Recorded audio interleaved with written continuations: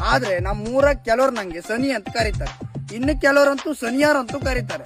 ಅದ್ ಎಂತಕ್ಕಂತ ಹೇಳಿದ್ರೆ ನಮ್ಮೂರಾಗ ಕೆಲವೊಂದು ಘಟನೆ ನಡೆದಿತ್ತು. ಅದು ಯಾವ್ದಂತ ಹೇಳಿದ್ರೆ ಅವ್ನು ನಮ್ಮನೆಗೂ ಬಂದಿನ ನಮ್ಮ ತೆಂಗಿನ ಮರನ ಕಂಡ್ಕೊಂಡು ಕಾಯಿ ಒಳ್ಳೆ ಆಗದಂತ ಹೇಳಿಕ್ ಹೋಗಿದ್ದ. ಇದ್ಯಾರ ಮನಿ ತೆಂಗಿನ ಮರ ಮರ ಉದ್ಯಾವನ ಮನಿ ಸಿಂಹಳಿ ಹಿಡ್ದದ, ಒಂದೊಂದು ಹಿಂಡಿಗೆ ಒಂದ್ 30-40 ಹಿಡ್ದದಿಲ್ಲ ಮರ.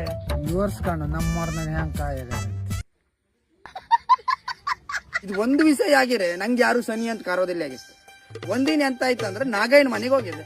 ಅವ್ರ ಮನೆ ಎಮ್ಮಿ ಕೊಂಡ್ಕೊಂಡು ಒಂದ್ ಜೈಡ್ ಮಾತಾಡ್ದೆ. ಮರೇನ ಪಾಂಡು ಬನ್ನಿನ ಬಂದದಕ್ಕೆ ಎಮ್ಮಿಗೆ ಎಂತ ಹಾಕಿ ತಿಂಬಕ್ ಹಾಕ್ತೀರಿ ನೀವು ಕೇಳ್ದ. ಅಲ್ಲ ನಾಗಯ್ಯ, ನೀವು ಕೊಟ್ಟಿಗೆಗೆ ಹೋಗಿನ ಎಮ್ಮಿಗೆ ಎಂತ ತಿಮ್ಕ ಗಾನ ಮನಿ ಬೆಳೆಸಿದೆ ಮರೆ, ಒಳ್ಳೆ ಗಮಿ ಬೆಳ್ದಂಗ್ ಬೆಳೆದದ.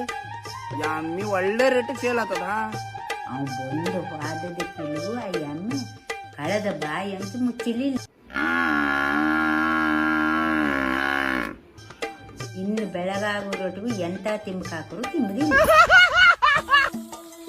ನಮ್ಮನೆ ಬದಿಗೂ ಬಂದಿದ್ದ ಲೈಟ್ ಮೊಳಗಿ ಬರ್ತದೆ ಅಂದ.